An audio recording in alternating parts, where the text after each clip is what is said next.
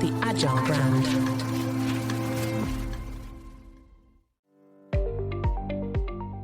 Welcome to the B2B Agility Podcast, where we look at the factors that drive success in B2B marketing, with a focus on the people, processes, data, and platforms that make B2B brands stand out and thrive in a competitive marketplace. I'm your host, Greg Kihlstrom, advising Fortune 1000 brands on MarTech, marketing operations, and CX, best-selling author and speaker. Now let's get on to the show.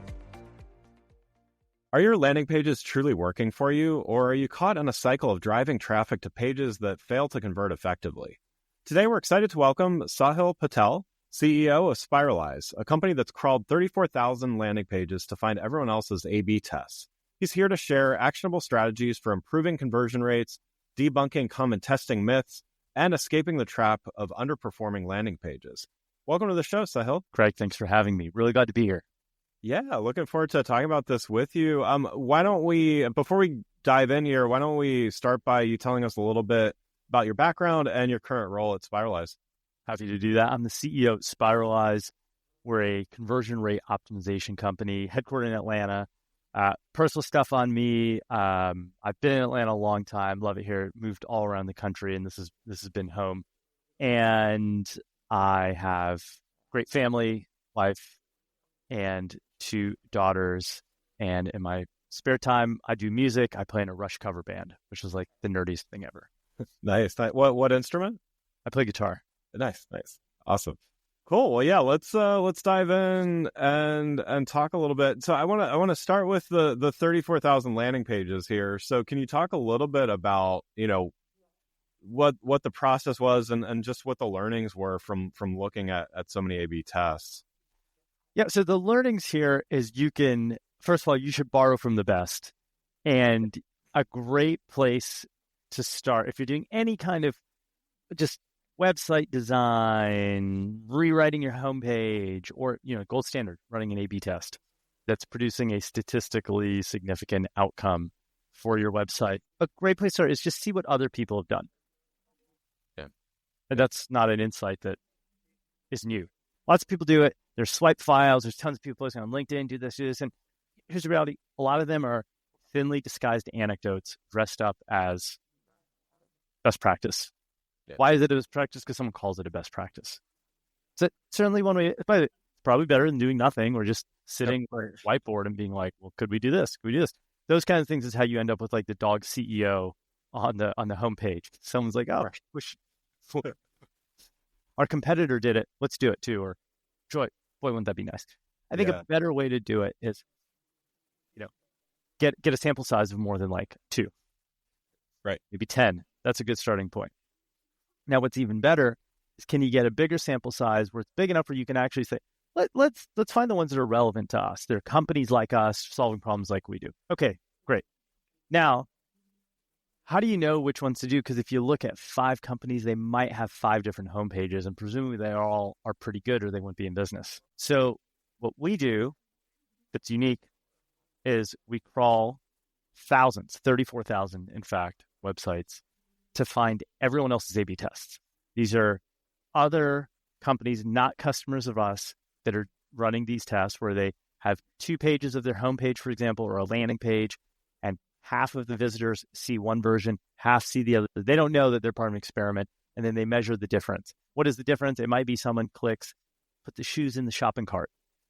It might be in an enterprise context. Right? Most of the companies we work with are enterprise, Fortune 1000 and above.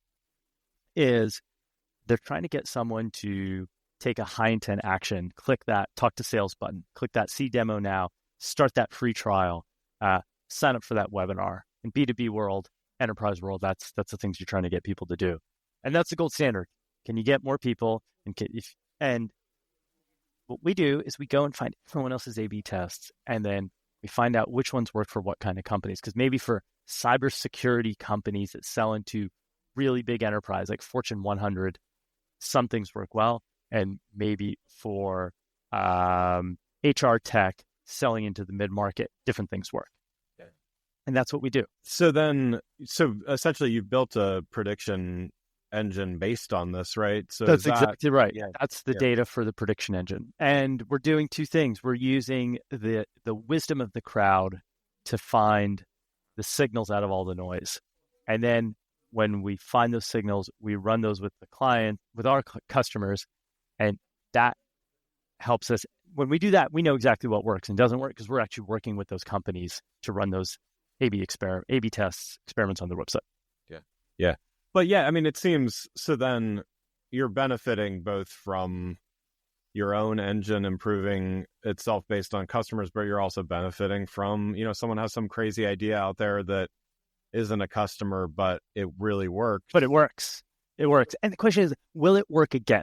I think the fallacy of A/B testing is, or one of the fallacies of A/B testing is, because it worked for someone, it'll work for me. Now, it doesn't mean you shouldn't at least try it, but often what made it work, and there's no way to know if you're not inside the company, how do you go from the outside in and know, like, why did it work? But what does the definition of work mean? Was it a lot of lift? Was it a little lift? Sometimes people say, hey, I have a page that just looks better. It's a better UX.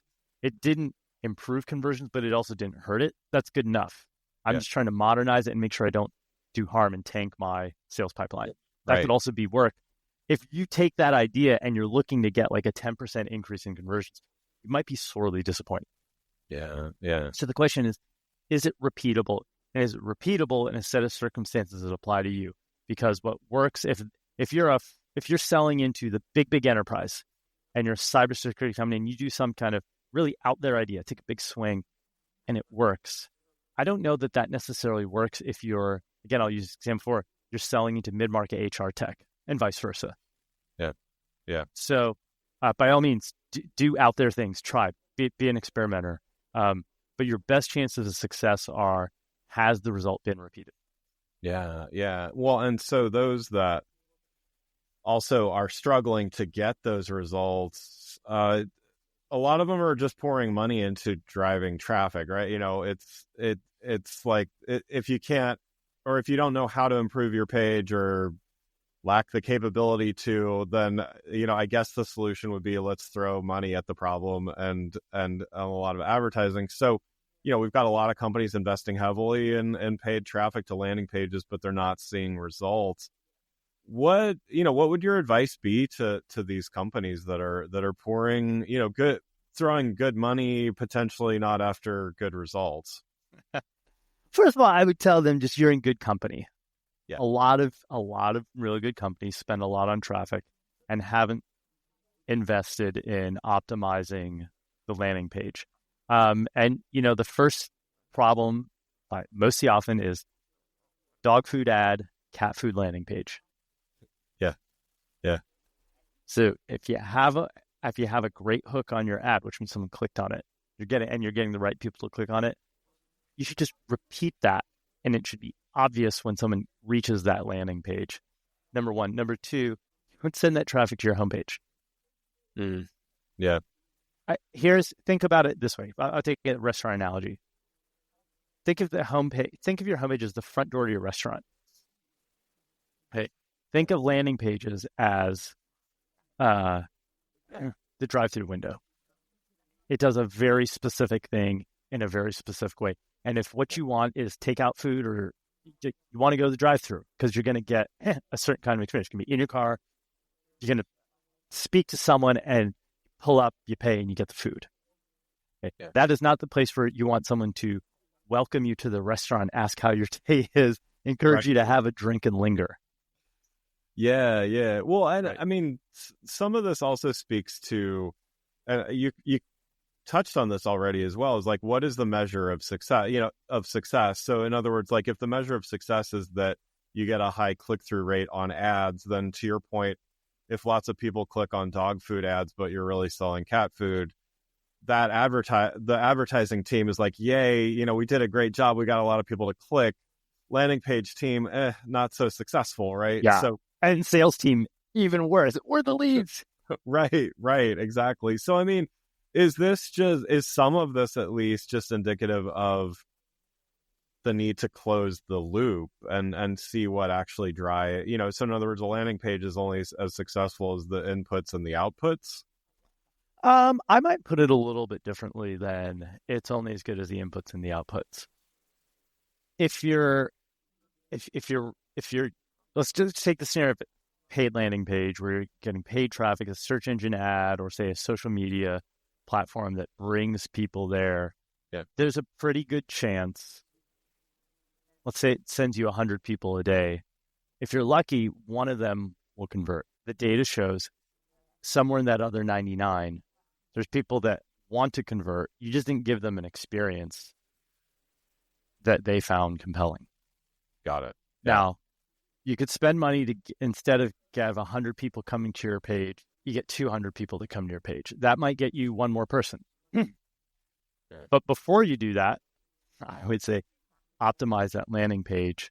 You're going to have actually the same inputs, right? The same traffic, same quality. You're not spending more. You're not changing your keyword bidding strategy. Right. You have a dog food ad. Give them a dog food landing page. Now let's apply that to enterprise, Fortune 1000. No one's selling dog food here. You're selling enterprise software that's complex, a long consideration cycle. No one's buying cybersecurity, vulnerability, scanning, perimeter security platforms based on, an ad or even a landing page. But if they find something that's compelling, I might go, oh, well, I clicked on the ad because I was looking for something in this category, especially if it's a non-branded search term. Yeah. And this looks interesting. I do want to talk to them, or I do want to go to their webinar, or I do want to read this article or this white paper. And somewhere in that 99 out of the 100 that didn't convert, there's a lot of opportunity. There's going to be a mix of the higher intent, the lower intent, middle intent. That's what the game is mostly won in the middle intent. Yeah. The high intent, they almost are going to convert. You could do anything. You could give them the world's worst landing page. They're just so high intent. They're going to do it anyway. And the low intent, they're not there to convert today. They're learning. This might be the first time. You might be a challenger brand to them. They just might be doing some research. Totally fine. Maybe you don't want to turn them away, but that's not where the game is won. The game is won in the middle intent. Yeah. So, you've seen a lot of landing pages. Obviously, your software has seen thousands and thousands, and probably many variations of each of those tens of thousands. What are some of the myths, misconceptions that you've encountered when you have customers or people approaching to do A/B testing with their landing pages? Yeah, I think there's 3 myths that I can share, specific in the kind of the enterprise world of A/B testing. Yeah. So number 1 is showing the product. Number 2 is making the page easy to skim. And number 3 is I'm not giving you the myths. I'm giving you the truth. So the truth is show the product. The truth is make your page easy to skim. The truth is video often cannibalizes conversions. Okay, so let's unpack those. Yeah. Which one? Actually, Greg, maybe you know the audience. This is your audience. Which one of those 3 do you think you've seen most often, or do you think maybe the people listening today will find most interesting, and we can unpack one of those? Yeah, I think the video one might be interesting. Yeah, video is a good one. So our data shows video tends to cannibalize conversions. Surprising to companies I work with. And they have these high, and it's not, the videos are well produced, they're compelling, they're right. And they hear me saying, oh, video cannibalizes conversion. How could that be true? Video uses up people's attention. They have a finite reservoir of attention. They might be willing to spend 30 to 60 seconds on your website, and you have a 40-second video. And now you leave them with 20 seconds to do everything else. And the answer is not, okay, let's make the video 15. Short video of course, has a place. What video does is it sends your highest intent audience off onto this thing that eats up their attention.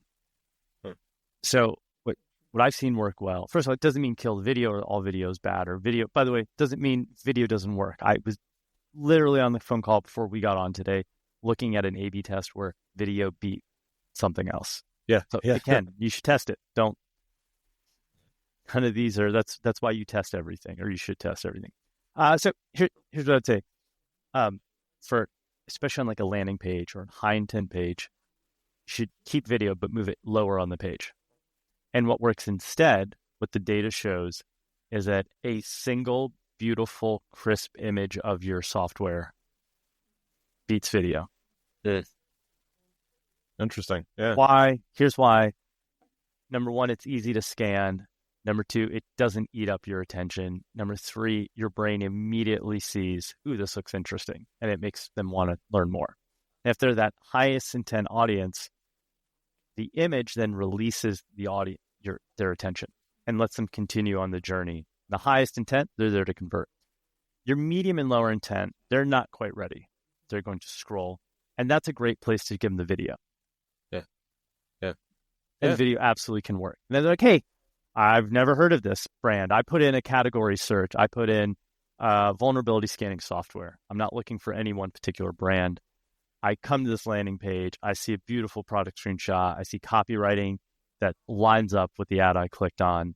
Highest intent goes, great, I want to learn more, or I'm ready to do this. The medium intent go, this looks interesting. I need to read a little more, watch a little more. They're going to scroll, maybe first or second div, show them the video, how it works, how it integrates with your tech stack, customer testimonial. That's a great place to put the video. Nice. Great. Well, yeah, definitely some things to think about. And I like, the recurring theme here of, you've also got to test this stuff for yourselves too. So it's like, it's no two cases are exactly the same. It's, and along those lines, there's often in testing and research, there's an emphasis on achieving statistical significance.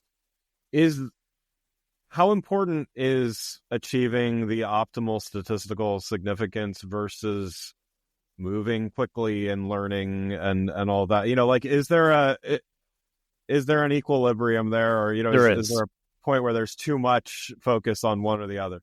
I think so. I'm probably there's some CRO people that are going to cringe at what I say, and that's okay. I have a commercial sensibility.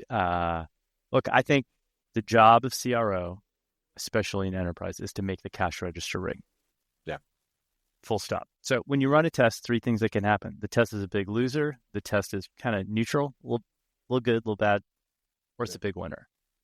If it's a big loser, you should run it long enough to know that it's a real loser. I don't think you need 95% statistical significance to know something's losing. And I rarely see it flip. Yeah. Okay. Something's neutral. Some edge cases aside, same. Tested big winners are the ones I want to be skeptical of. And I want to run those long enough. And I think you should put a lot of scrutiny on any test that's delivering double-digit lift. Yeah. But by the way, if you apply that scrutiny and it still wins, you have a real winner. That's stuff dreams are made of. That's why we play the game, is to get that kind of double-digit lift. So that's my take, is go fast, kill the losers, kill your darlings, find the winners, be skeptical of the winners. Yeah. Well, and then when's the right time to scale? You probably, you kind of answered this, but when's the right time to scale a successful test? Like what do you need to know? And tell me more, Greg, about what you mean by scale a successful test. So some of this could be, throwing more ad dollars into driving traffic, or potentially rolling out copycats or something like that as well. Yeah. So we'll take the first one. You find a winning test. Should you then start put more fuel in the tank and really drive more traffic? I would be cautious on getting one winner. I like to run at least 5 different experiments on a page because what you really want to do is find the winner of the winners. Yes. I'll give you an example. I've seen 2 very different tests. One that goes strong on showing the product, big product screenshots, really giving people that visual enticement. One that goes heavy on social proof, showing logos, trust badges, testimonials, case studies. and both beat the original control because the original control is just not that good. But you got to pick one version. So you ought to test both, and then maybe you ought to run both in a head-to-head against each other. Yeah. I would do those things before I say, okay, now I'm going to add 30% more spend and get more traffic here. That's number one. Number two, again, I would be cautious before saying, okay, we did this, and therefore we, quote, learned something, and now we're going to do this for all of our landing pages. I'm very skeptical of learnings.